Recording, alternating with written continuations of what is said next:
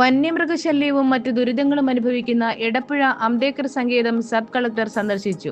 അതിരൂക്ഷമായ വന്യമൃഗശല്യത്താൽ വലയുന്ന എടപ്പുഴ അംബേദ്കർ സങ്കേതത്തിന്റെ ദുരിതാവസ്ഥ നേരിട്ടറിയുന്നതിനായി കണ്ണൂർ ജില്ലാ സബ് കളക്ടർ ശ്രീ കാർത്തിക് പാണിഗ്രാഹിയുടെ നേതൃത്വത്തിൽ സന്ദർശനം നടത്തി.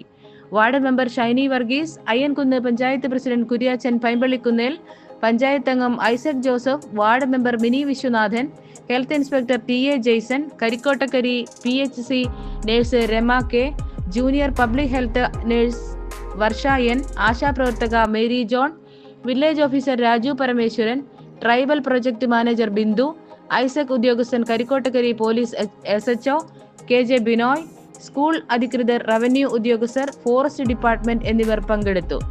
വർദ്ധിച്ചു വരുന്ന വന്യമൃഗശല്യങ്ങൾക്ക് ഉടൻ പരിഹാരം കാണണമെന്നും മെച്ചപ്പെട്ട ഗതാഗത സൗകര്യം ഒരുക്കണമെന്നും പട്ടയം ലഭിക്കാത്തവർക്ക് ഉടൻ അത് പരിഹരിച്ചു കൊടുക്കണമെന്നും ആംബുലൻസ് സർവീസ് ഒരുക്കി നൽകണമെന്നും വേനൽക്കാലമായാൽ കുടിവെള്ളക്ഷാമം ഉണ്ടാകാറുണ്ട് എന്ന് എടപ്പുഴ അംബേദ്കർ സങ്കേതത്തിലെ പ്രദേശവാസികൾ അറിയിച്ചു.